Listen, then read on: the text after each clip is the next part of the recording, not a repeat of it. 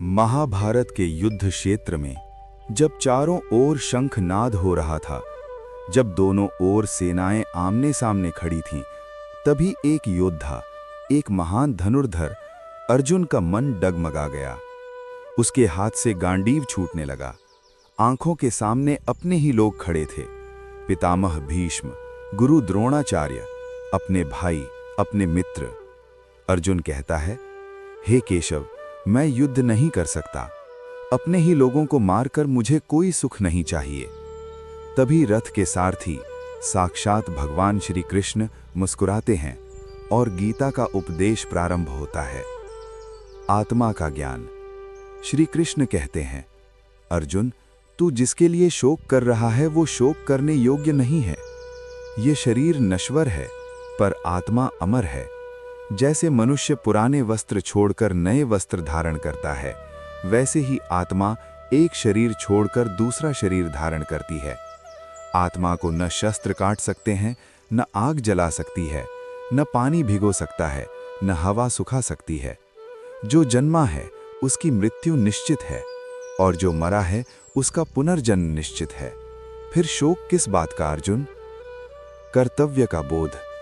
श्री कृष्ण आगे कहते हैं, हे पार्थ, तू क्षत्रिय है, तेरा धर्म है धर्म की रक्षा करना। यदि तू अन्याय देखकर भी अपने कर्तव्य से पीछे हट जाएगा तो ये पलायन होगा, त्याग नहीं। कर्तव्य से भागना कभी भी मोक्ष का मार्ग नहीं बनता। कर्म योग का रहस्य। अब श्री कृष्ण गीता का सबसे बड़ा रहस्य बताते हैं। कर्म कर, पर फल की इच्छा मत कर। फल की आस ही मनुष्य को बांधती है।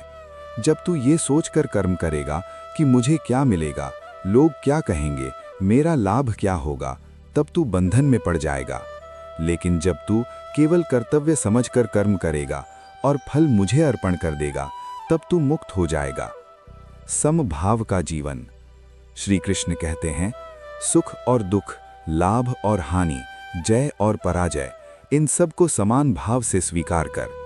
जो मनुष्य हर परिस्थिति में स्थिर रहता है वही सच्चा योगी है। अहंकार का त्याग। अर्जुन, ये मत सोच के तू मार रहा है, कर्म प्रकृति कर रही है, तू तो केवल निमित्त मात्र है। अहंकार छोड़ दे, मैं करता हूं का भाव त्याग दे। भक्ति का मार्ग। फिर श्री कृष्ण कहते हैं, जो मुझे सच्चे मन से स्मरण करता है, जो मुझे अपने कर्म अर्पित करता है, मैं उसे कभी नहीं छोड़ता। मुझे पत्ते, फूल, फल या जल भी यदि प्रेम से अर्पित किया जाए तो मैं उसे स्वीकार करता हूँ। मन पर विजय।